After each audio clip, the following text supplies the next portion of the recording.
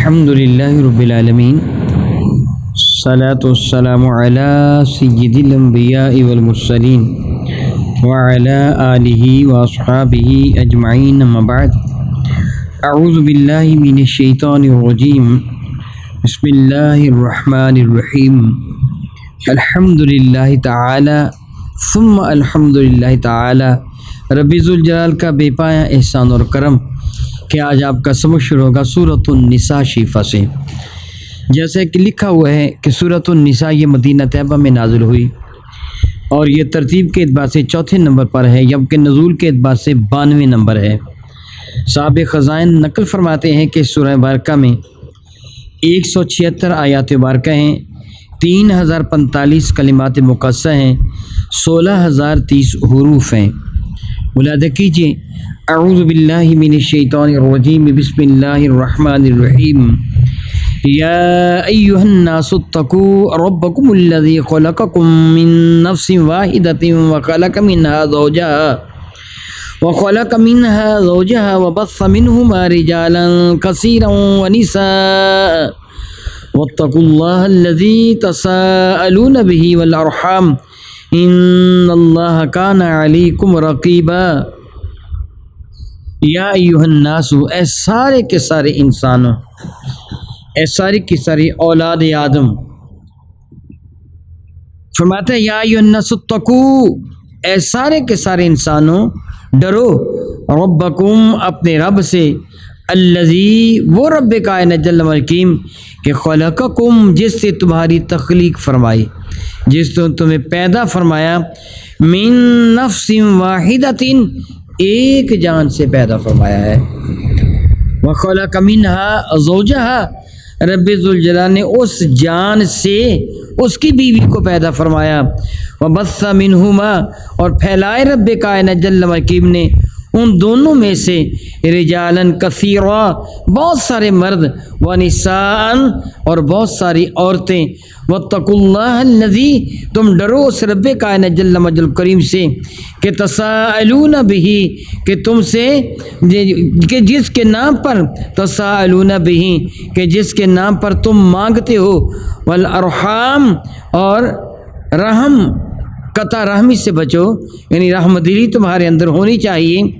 ان اللہ کان علیکم رقیبا، بے شک پروردگار عالم جل وا ہما وقت تمہیں ملاحظہ فرما رہا ہے، تو پر نگہبان ہے، تمہیں ملاحظہ فرما رہا ہے۔ رب ذوالجلال نے اس مقدس و معظم آیہ بارکہ میں تخلیق انسانی کی حقیقت کی جانب اشارہ فرمایا کہ سارے کے سارے انسانوں ہم نے تمہیں ایک جان سے پیدا کیا۔ وہ جان سے مراد فقہاء کرام علماء کرام ارشاد فرماتے ہیں، مفسرین نے فرمایا کہ چونکہ رب کائنات جل وعلا نے سب کو حضرت آدم کی سے پیدا فرمایا ہے۔ اللہ تعالیٰ کا ارشاد گرامی قدر وَإِذْ قَالَ رَبُّكَ لِلْمَلَائِكَةِ إِنِّي جَاعِلٌ فِي الْأَرْضِ خلیفہ کہ میں زمین پر ایک نائب بنانے والا ہوں، اور وہ نائب کو کون بنایا؟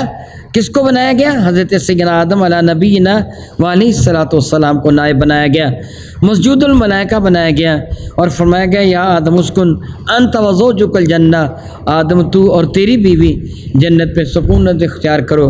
حضرت سیدنا آدم علیہ السلام تنے تنہا پروردگار عالم جل وعلا کے حکم کے ساتھ ابتدا میں تنے تنہا تھے۔ حضرت آدم علیہ السلام کے ساتھ سیدہ حوا پیدا نہ ہوئی تھی۔ ایک دن پروردگار عالم جل وعلا نے ان پر نیند کو مسلط فرمایا۔ جب آپ کی آنکھ کھلی تو حضرت سیدہ حوا سلام اللہ تعالی علیہا وہ آپ کے پہلو میں تشریف فرما تھی، اور حضرت سیدہ حوا کو میرے نبی فرماتے ہیں رب ذوالجلال نے حضرت سیدنا آدم علیہ السلام کی چھوٹی پسلی سے پیدا فرمایا۔ حضرت سیدہ حوا حضرت آدم کی پسلی سے پیدا فرمودہ ہیں۔ چونکہ حضرت آدم علیہ السلام کے جسم کا حصہ ہے، یہ سبب ہے کہ میاں بیوی کی آپس میں بہت محبت ہوتی ہے، اولاد کی اور ماں باپ کی آپس میں بڑا محبت بڑا پیار ہوتا ہے، ایک انسیت ہے، ایک جاذبیت ہے کہ یہ انسان سے رب کائنات جل ایک انسان کو پیدا فرمایا، اور وہ تخلیق کا وہ انداز نہیں جو مروجہ ہے، بلکہ پروردگار عالم نے حضرت آدم کی پسلی سے حضرت سیدہ حوا کی تخلیق فرمائی۔ پھر فرمایا یا آدم اسکن انت وزوجک الجنہ، آدم تو اور تیری بیوی دونوں جنت پہ چلے جاؤ۔ وہ حضرت سیدہ حوا کی پیدائش جنت میں حضرت آدم کے تشریف لے جانے سے پہلے ہو چکی تھی. جو فرمایا یا آدم اسکن انتا، اے آدم تو سکونت کیا کر خود بھی، وزوجک اور تیری بھی جنت کے اندر. بعض لوگوں کا یہ خیال ہے کہ حضرت حوا ان کو الگ پیدا کیا گیا، حضرت آدم کو الگ پیدا کیا گیا. مسلمانوں میں ایک فرقہ ہے، میں جس طرح میں جان بوجھ کر نام نہیں لیا کرتا، وہ فرقہ ہے ان کے نزدیک یہ ہے کہ آدم علیہ السلام کو الگ پیدا کیا گیا، حضرت حوا کو الگ پیدا کیا گیا. پھر رب کائنات جل وعلا کے ارشاد گرامی کا معنی کیا ہوگا کہ جس سے پیدا کیا تم کو، خلقکم پیدا کیا، من نفس واحدۃ ایک جان سے پیدا کیا ہے. پھر ایک جان سے مراد تو آدم ہی ہے نا، حضرت آدم سے حضرت حوا کو پیدا کیا، وہ ایک جان تھی سب سے پہلے جس سے رب کائنات نے تخلیق فرمایا. پھر ان سے جس طرح ارشاد فرماتے ہیں وَخَلَقَ مِنْهَا، اور اللہ تخلیق فرمایا اس جان سے جو ایک جان تھی، زوجہا اس کی بیوی کو اس سے پیدا کیا، یعنی حضرت آدم علیہ السلام سے حضرت سیدہ حوا سلام اللہ تعالی علیہ کو پیدا کیا گیا. اور پھر پروردگار عالم جل وعلا کے حضور اس زمانہ میں یہ قانون تھا کہ ایک حمل کے بیٹے بیٹی کا دوسرے حمل کے بیٹے بیٹی کے ساتھ نکاح کر دیا جاتا تھا، یعنی یہی مغرت تھی، یعنی علیحدگی تھی، الگ الگ ہونا تھا.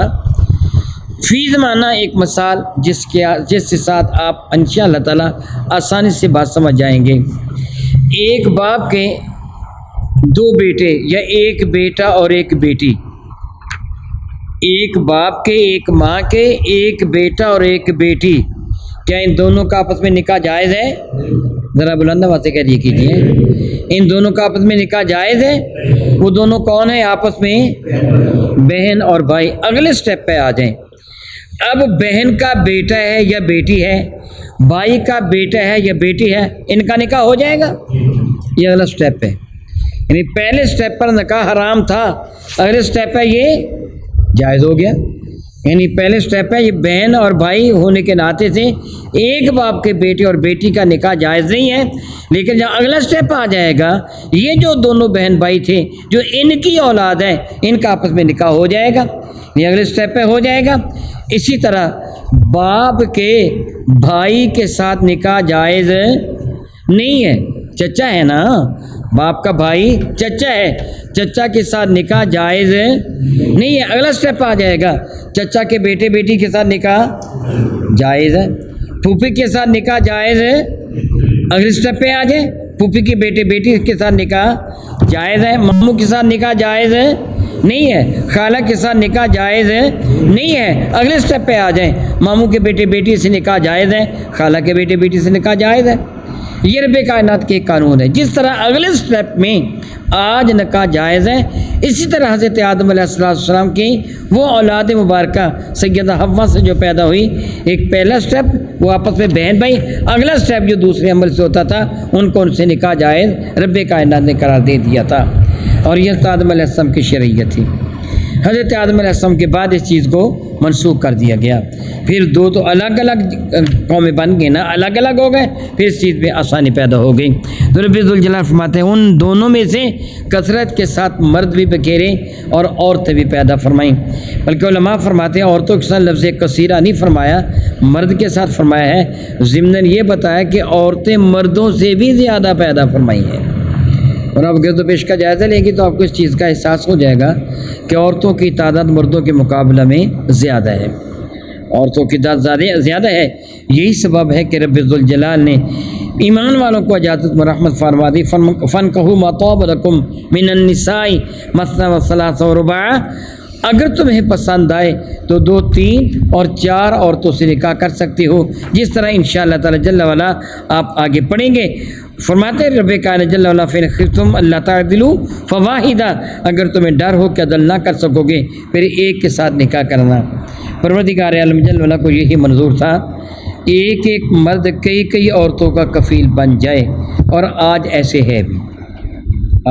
ہے بھی باپ اپنی ساری بیٹیوں کا کفیل ہوتا ہے، بعض اوقات بھائی اپنی بہنوں کا کفیل ہوتا ہے، بیٹا اپنی ماں کا کفیل ہوتا ہے، خاوند اپنی بیوی کا کفیل ہوتا ہے، کیونکہ مرد کو اللہ تعالیٰ جل وعلا نے ایک الگ ساخت میں پیدا فرمایا ہے اور عورت کو الگ ساخت میں پیدا فرمایا ہے۔ مرد کی ساخت میں اللہ تعالیٰ نے قوت اور طاقت کو رکھا اور عورت کی ساخت میں اللہ تعالیٰ نے جذبات کو رکھا ہوا ہے۔ پروردگار عالم جل وعلا کو یہی منظور تھا۔ پروردگار عالم جل وعلا شاہ فرماتے ہیں وَاتَّقُوا اللَّهَ الَّذِي تَسَاءَلُونَ بِهِ وَالْأَرْحَامَ، تو ڈرو اس رب کائنات جل وعلا سے، یعنی اس کا خوف ہمیشہ اپنے دل میں رکھو کہ جس کے ساتھ تم مانگتے ہو، یہ جس کے نام پر تم مانگتے ہو، یعنی جو کائنات ہستی میں تم کو عطا فرماتا ہے۔ تمہارا خالق کی نہیں ہے تنہا، تمہارا رازق بھی، اس نے صرف تمہیں پیدا نہیں فرمایا، تمہارا رب بھی ہے۔ اور لفظ رب کا ترجمہ میں کئی مرتبہ بتا چکا ہوں کہ میں گفتگو کر رہا ہوں، میری زبان میرے منہ کے مختلف حصوں سے ٹکراتی ہے، کبھی تالو کے ساتھ ٹکراتی ہے، کبھی حلق کی جانب چلی جاتی ہے، کبھی آگے بڑھ کر اگلے دانتوں کی نوک تک پہنچ جاتی ہے، کبھی پیچھے ہٹ کر یہ پھیل جاتی ہے۔ میرے ہونٹ اس کا ساتھ دیتے ہیں، میرا جبڑا بھی حرکت کرتا ہے۔ حلق سے نکلنے والی ایک آواز جو گائے بیل بھینس کی طرح کی آواز ہے، وہ الفاظ کی موتیوں کو رو کر بکھرتی چلی جاتی ہے۔ میں باتیں کرتا چلا جا رہا ہوں، میرا دھیان قطعاً چیز کی جانب نہیں ہے، یا تو قرآن مجید فرقان میر کی جانب ہے یا پھر میں آپ کی جانب دیکھ رہا ہوں۔ مجھے نہیں پتہ میری زبان کہاں لگ رہی ہے، اوپر ہے کہ نیچے، دائیں کہ بائیں، مجھے نہیں پتہ، مگر میری زبان خود بخود لگ رہی ہے کہ نہیں لگ رہی۔ ایسے ہے نا بھی، آپ کی بھی تو یہی حالت ہے نا۔ پھر بتاؤ زبان کو کون کنٹرول کر رہا ہے؟ میری زبان کی ربوبیت، اس کی تربیت میرا رب کر رہا ہے۔ ایسے زبان کی مثال دی ہے، آنکھوں کا دیکھنا ایک الگ فنکشن ہے، کانوں کا سننا ایک الگ نظام ہے، نظام ہضم ایک الگ ہے، نظام اخراج ایک الگ ہے، جو نظام سرکولیشن آف بلڈ ہے یہ الگ ہے۔ یہ سارے کے سارے نظام کون ترتیب دے کر چلا رہا ہے؟ وہ ترتیب دیتا ہے جس کو رب کہتے ہیں، اور رب کا معنی کیا ہے؟ تربیت فرمانے والا۔ ہماری ہر لمحہ تربیت رب کائنات فرما رہا ہے، گویا وہ ہمارا رب ہے، ہم ہر لمحہ اس کے محتاج ہیں۔ گویا اس سے احساس دلایا کہ اللہ نے تم کو پیدا بھی کیا ہے، تمہاری ربوبیت بھی فرما رہا ہے۔ سبحان اللہ و بحمدہ۔ فرماتے ہیں والارحام، ارحام رحم سے ہے، قطع رحمی رشتہ داروں کو اپنے سے الگ کر دینا ہے، توڑ دینا ہے۔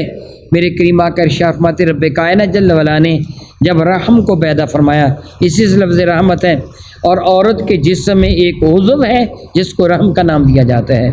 دراصل یہ رحم رحمت ہی سے ہے، یعنی اس میں پرورش پانے والا اپنی ماں کے جذبات رحم سے مستفید ہو رہا ہوتا ہے، اور وہ اپنی ماں کے ساتھ ایک مخصوص تعلق رکھتا ہے جو رحمت کا تعلق ہوتا ہے۔ اس بنا پر اس عضو کا نام ہی اللہ نے رحم رکھ دیا ہے۔ فی الارحام، تمہاری ماں کے پیٹوں میں، وہ الذی خلقکم فی الارحام، وہ اللہ تعالی جل وعلا، هو الذی یصورکم فی الارحام، وہ تصویر بناتا ہے تمہاری ماں کے پیٹ میں، رحم میں، کیف یشاء، جس طرح وہ چاہتا ہے۔ گویا رحم میں وہ تصویر یعنی تخلیق فرماتا ہے، اس کو رحم ہی کا نام دیا گیا۔ اور میرے نبی فرماتے ہیں اللہ نے جب رحم کو پیدا فرمایا، رحمت کو پیدا فرمایا، اس نے عرش کے دامن کو پکڑ لیا اور رب کائنات جل وعلا کی حضور عرض کیا ہے پروردگار عالم جل وعلا تیرے حضور میرا مرتبہ مقام کیا ہے؟ تو رب کائنات فرمایا میں وعدہ کرتا ہوں جو تجھے جوڑے گا میں اس کو اپنے کرم کے ساتھ جوڑ لوں گا، جو تجھ میں جدائی ڈھالے گا میں اسے اپنی رحمت سے دور کر دوں گا۔ میرے نبی فرماتے ہیں صلی اللہ تعالیٰ علیہ حبیب دائما ابدا، جو صلہ رحمی کہتا ہے قطع رحم نہیں کرتا، اپنے رشتہ داروں سے، بہن بھائیوں سے، عزو قربات سے، اپنے ننہال دودھال سے، تایا چچا نانا دادا وغیرہ وغیرہ، جو ان کے ساتھ حسن سلوک کرتے ہیں، اللہ اس کے رزق میں بھی اضافہ فرما دیتا ہے، اللہ تعالیٰ اس کی عزت میں بھی اضافہ فرما دیتا ہے۔ کتنا کریم ہے میرا اللہ، کتنا کریم ہے، کتنا کریم ہے۔ روٹی تو اپنی بیویوں کو کھلاتا ہے، روٹی تو اپنے بچوں کو کھلاتا ہے، مگر پروردگار رب تجھے صدقہ کا ثواب عطا فرما رہا ہوتا ہے۔ اللہ اکبر، اللہ اکبر، اللہ اکبر۔ ارشاد فرماتے ہیں ان اللہ کان علیکم رقیبا، بے شک اللہ تعالیٰ جل اللہ تمہارا رقیب ہے۔ رقیب سے مراد ہوتے ہیں جو ہر وقت تاک کر کسی کو ملاحظہ کرتا رہے، دیکھتا رہے، تاکتا رہے کسی کو، یعنی تم ہر وقت رب کائنات جل اللہ کی نگاہ کرم کے محتاج ہو۔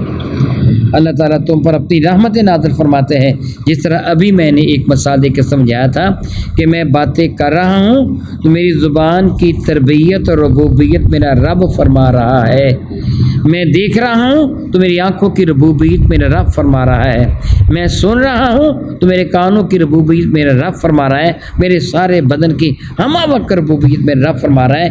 گویا میں ہر لحظہ ہر لمحہ اپنے رب کی شان ربوبیت کا محتاج ہوں، بے نیاز نہیں ہو سکتا۔